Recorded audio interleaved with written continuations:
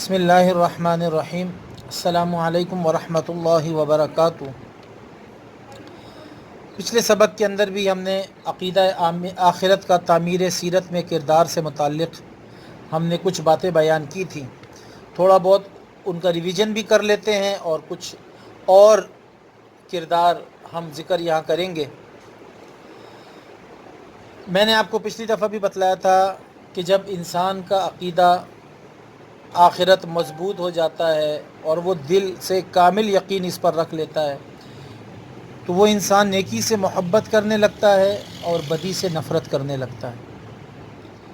جب انسان کا ایمان بن گیا نا کہ اس کا ہر عمل محفوظ کیا جا رہا ہے اور قیامت کے دن اس کی جزا اور سزا کا فیصلہ ہوگا، اس بارے میں اس سے اس عمل کے بارے میں پوچھا جائے گا، اس نے اچھا کیا ہوگا تو اس کو جنت، برا کیا ہوگا تو دوزخ۔ تو یہ جزا اور سزا کا جب اس کو یقین ہو جاتا ہے نا تو وہ نیکی سے محبت کرنے لگتا ہے اور بدی سے نفرت کرنے لگتا ہے، برائی اس کو بری لگنے لگتی ہے۔ پھر وہ شخص انسان معاشرے کا بہترین اور صالح فرد بن جاتا ہے۔ اسی طریقے سے میں نے آپ کو بتلایا تھا کہ بہادری اور شجاعت انسان کے اندر پیدا ہو جاتی ہے۔ ہمیشہ انسان جب فنا ہو جانے کا خوف انسان کو ہوتا ہے تو انسان کے دل اس میں انسان بزدل بن جاتا ہے، لیکن جب ایک مومن کو یہ پختہ یقین ہو جاتا ہے کہ زندگی صرف یہی فنا ہونے والی نہیں ہے بلکہ دنیا کی زندگی تو عارضی ہے اور آخرت کی زندگی دائمی ہے، بعد والی جو زندگی آئے گی ہم نے دوبارہ زندہ ہونا ہے اور ہم نے پھر جب زندہ ہونا ہے تو ہمیشہ ہمیشہ رہنا ہے، اور حق کی خاطر جو ہے وہ جان دینے سے انسان فنا نہیں ہوتا، ختم نہیں ہوتا، بلکہ اللہ تو قرآن میں فرماتا ہے جو لوگ حق کی خاطر اپنی جان دے دیتے ہیں ان کی زندگی تو ہمیشہ والی زندگی ہے، ہمیشہ باقی رہنے والی زندگی وہ پا لیتا ہے۔ اور پھر فرمایا کہ وہ تو زندہ ہے، اسے تو مردہ بھی نہیں کہتے۔ تو حق کی خاطر جان دینے کے لیے وہ انسان تیار رہتا ہے، اس کے دل کے اندر شجاعت اور بہادری پیدا ہوتی ہے۔ انسان ایسا شخص جہاد کے لیے بھی، ایک انسان کو پتہ ہے میں جہاد کے لیے جاؤں گا، مجھے سامنے مخالف سے لڑنا ہے، دشمن سے، تو اب اگر مجھے اس کے اندر شہادت مل گئی تو اللہ نے اس کے لیے یہ درجہ رکھ دیا کہ شہید ہمیشہ زندہ رہتا ہے۔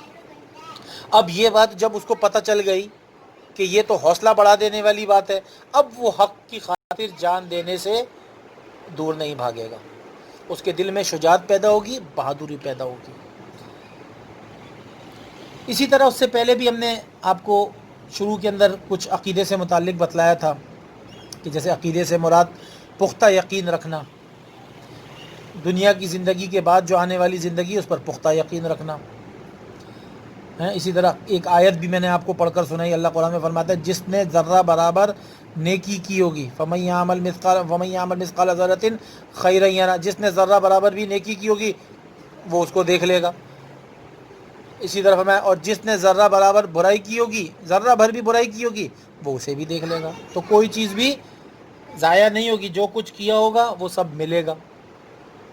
انسان کے ساتھ واقعات سارے ہوں گے۔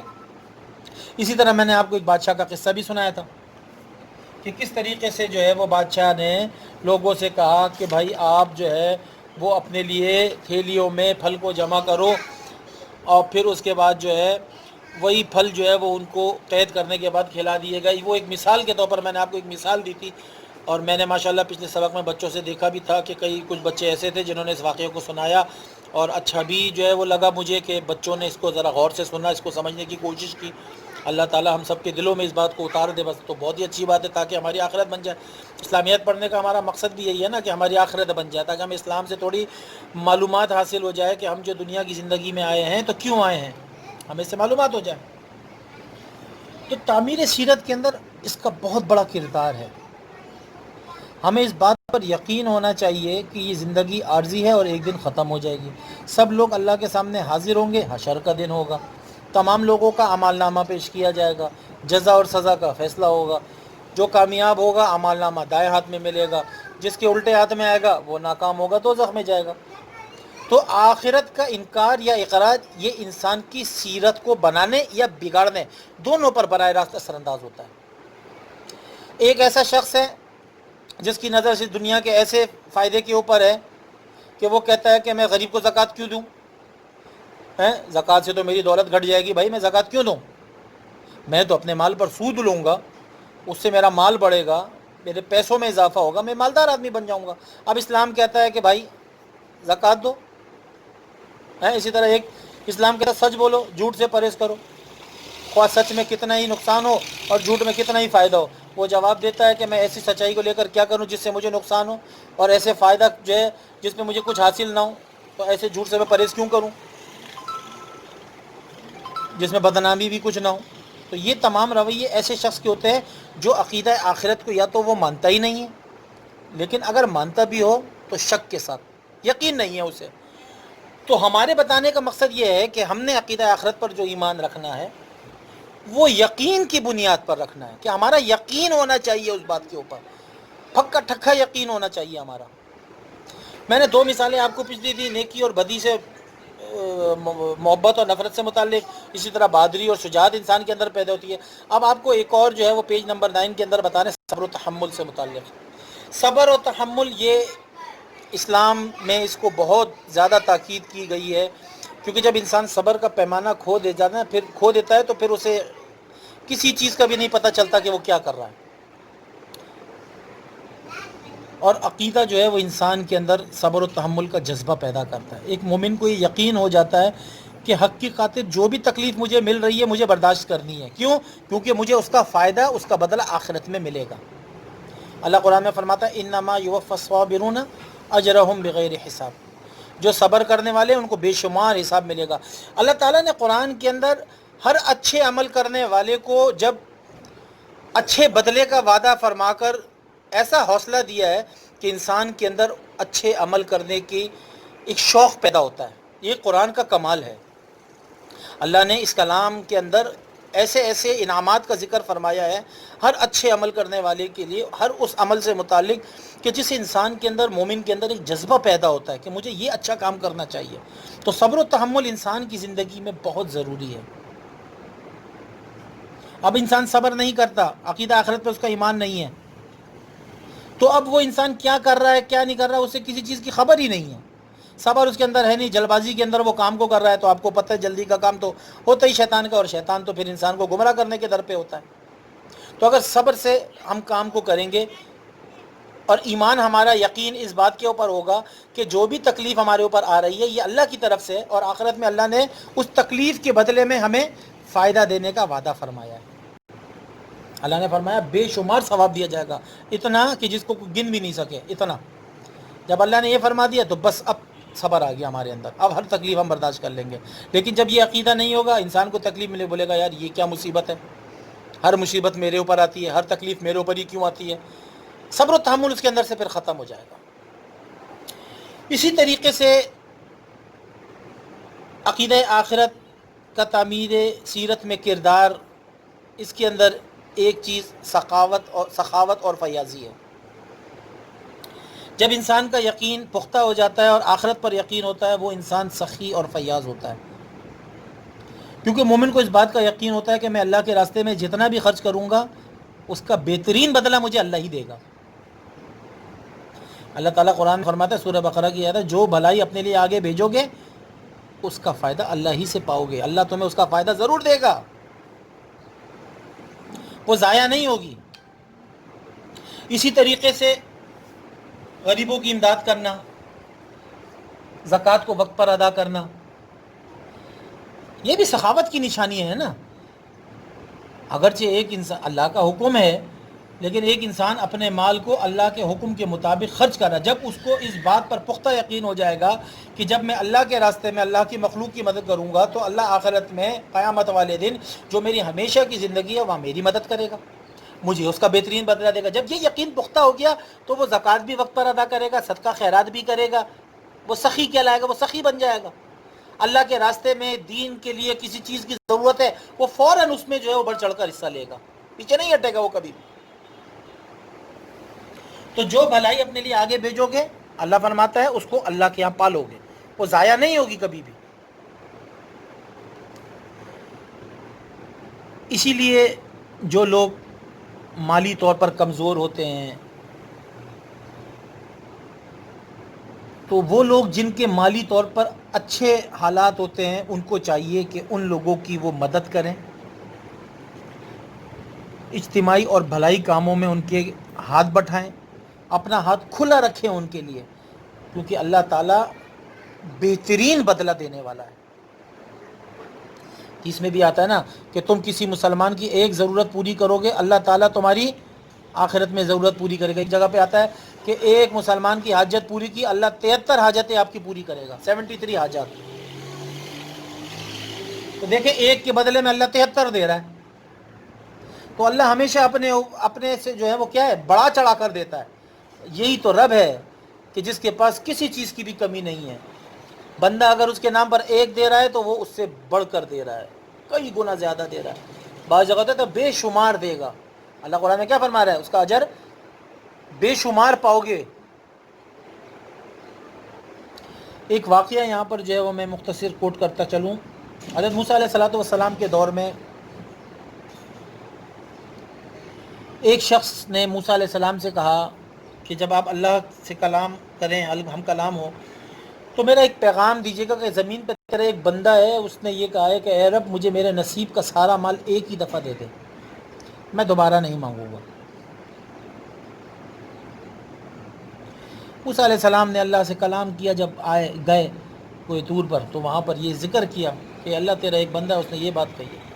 اللہ تعالیٰ نے اس کو اس کے نصیب کا سارا دے دیا, جتنا تھا وہ سب ایک ہی باری میں دے دیا. اس کے بعد بات آئی گئی ہوگی. کئی دن بعد موسیٰ علیہ السلام نے دیکھا وہ شخص کھا رہا ہے, زندہ ہے, سب کچھ مل رہا ہے اس کو, کھا رہا ہے وہ. پھر ایک دن اللہ تعالیٰ سے ہم کلام ہوئے کہ اے باری تعالیٰ, ایک شخص نے مجھے ایک پیغام دیا, میں نے آپ کو پہنچایا, اس نے اپنے نصیب کا سب ایک ہی دفعہ میں مانگ لیا تھا, لیکن میں نے آج کئی دنوں بعد دیکھا وہ آج بھی کھا رہا ہے. یہ کیا ماجرا ہے؟ اللہ تعالیٰ فرماتے ہیں موسیٰ رب کسی پر قرضہ نہیں چھوڑتا. یہ میں آپ کو سخاوت پر جو ہے یا جو لوگ اللہ کے نام پر خیرات کر دیتے ہیں تو اس کا جو ہے وہ میں اس سے متعلق سنا رہا ہوں. کہا موسیٰ رب اپنے اوپر قرضہ نہیں چھوڑتا. موسیٰ علیہ السلام نے کہا اے باری تعالیٰ یہ بات مجھے سمجھ نہیں ہے. اللہ تعالیٰ نے فرمایا کہ موسیٰ تو نے ہم تک وہ پیغام پہنچایا, ہم نے اس کو اس کے نصیب کا سارا دے دیا, لیکن وہ جتنا کھا سکتا تھا استعمال کر سکتا تھا اس نے کھا لیا, اپنی ذات پر استعمال کر لیا. جتنا بچ گیا اس نے اس کو ہمارے نام پر صدقہ کر دیا. اب ہم تو اپنے اوپر قرضہ رکھتے ہی نہیں, اس کے نام پر تو جو بھی دیا جائے گا وہ تو اس پر قرضہ ہے. تو اللہ تعالیٰ فرماتا ہے وہ ہمارے نام پر دیتے تھا تو ہم نے اپنا قرضہ اس کو دگنی طور پر ادا کرنا شروع کر دیا. تو وہ اسی طریقے سے روز کرتا تو ہم اس کو اگلی دفعہ میں ادا کر دیتے تھے تو دگنا. تو وہ آج تک اس لیے ایسا چلا. تو اللہ تعالیٰ جو انسان خیرات اور صدقات کرتا ہے وہ اللہ پر قرض ہوتا ہے. اللہ تعالیٰ اس کی اس سخاوت کو ضائع نہیں کرتے, اس پر دگنا اس کو اجر دیتے ہیں. دنیا میں بھی انشاءاللہ ضرور دیتے ہیں, اور آخرت پہ تو ہمارا پکا یقین ہے کہ وہ ملے گا, کوئی چیز ضائع نہیں ہوگی. اسی طرح سب سے آخری بات, اس عقیدے کی وجہ سے انسان کے اندر احساس ذمہ داری پیدا ہو جاتی ہے, کیونکہ اس عقیدے کو ماننے والے کا یہ ایمان ہوتا ہے کہ کسی بھی کام کو جب ہم ادا کریں گے تو آخرت میں اس سے اجر ملے گا. فرض ادا کریں گے تو آخرت میں اجر ملے گا, فرض میں کوتاہی کریں گے آخرت میں باس پرس ہوگی. حضور صلی اللہ علیہ وسلم کا ارشاد ہے تم میں سے ہر وہ شخص ذمہ دار ہے اور اس سے اس کی ذمہ داریوں کے بارے میں پوچھا جائے گا. تو جب ہمارا ایمان پختہ ہوگا, عقیدہ آخرت پہ ہمارا ایمان ہوگا, جزا سزا پر ہمارا ایمان ہوگا, مرنے کے بعد دوبارہ زندہ ہونے پر ہمارا ایمان ہوگا, اعمال نامے کے اوپر کے سیدھے ہاتھ میں ملا تو جنت, الٹے ہاتھ میں ملا تو, جب ان ساری چیزوں پر ہمارا ایمان ہوگا تو ہمارے اندر احساس ذمہ داری پیدا ہوگی کہ ہم جو کچھ کر رہے ہیں وہ صحیح کر رہے ہیں یا نہیں کر رہے ہیں. یہ ذمہ داری ہمارے اندر پیدا ہوگی. اگر ہم کسی غلط کام کو بھی کریں گے نا, ہمارے دل کے اندر یہ بات آئے گی, یہ دل ہمارا ہم کو اس بات کے اوپر ابھارے گا کہ یار تم یہ غلط کر رہے ہو, ایسا نہ کرو. اللہ کی طرف سے ہمارے دل میں یہ بات ڈالی جائے گی کہ اس کام کو جو تم کر رہے ہو یہ ٹھیک نہیں ہے, اس کو نہ کرو. تو انسان کے اندر احساس ذمہ داری پیدا ہو جائے گی, پھر وہ اس ذمہ داری کے ساتھ, ذمہ داری کے احساس کے ساتھ اپنے فرائض کو سر انجام دینے کی کوشش کرے گا پوری. تو اس پورے سبق کا میں ایک خلاصہ آپ کے سامنے بیان کر دیتا ہوں. انشاءاللہ امید ہے آپ کو سمجھ آیا ہوگا, اور انشاءاللہ میرا یقین ہے کہ اگر آپ نے اس کو غور سے سنا ہوگا اور اپنی زندگی میں لانے کی کوشش آپ کریں گے تو انشاءاللہ اس کا فائدہ آپ کو بھی ہوگا اور مجھے بھی ہوگا. میرے بتانے کا مقصد اصل یہ ہے کہ خود میری اپنی زندگی بھی سنور جائے. ہم جب بھی کسی کے سامنے کوئی بات کریں تو ہمارا ہماری سوچ یہ ہونی چاہیے کہ ہم جو اچھی بات بھی کسی کو بتا رہے تو اس کا فائدہ خود ہمیں ہو. اس سبق کا ایک خلاصہ اس کتاب کے آخر میں بھی لکھا گیا ہے، وہ میں آپ کو ایک بار پڑھ کے سنا دیتا ہوں. عقیدہ آخرت اسلام کے بنیادی عقائد میں سے ہے، جس کے مطابق ایک دن یہ دنیا فنا ہو جائے گی، پھر دوسرا جہان قائم کیا جائے گا، انسانوں کو دوبارہ زندہ کیا جائے گا، وہ ہمیشہ ہمیشہ کی زندگی ہوگی، اعمال کا وزن کیا جائے گا، نیکیاں جس کی زیادہ ہوں گی وہ جنت میں جائے گا، برائیاں جس کی زیادہ ہوں گی وہ دوزخ میں جائے گا. تو ہمیں اس احساس ذمہ داری کو سمجھنا چاہیے کہ ہم نے کیا کرنا ہے دنیا کی زندگی میں رہتے ہوئے. پھر اس ایمان سے متعلق میں آپ کو ایک آخری میں ایک حدیث بھی جو ہے وہ سنا دیتا ہوں کہ جب کوئی شخص اسلام لے کر آتا ہے تو اس کے پچھلے تمام گناہ معاف کر دیے جاتے ہیں.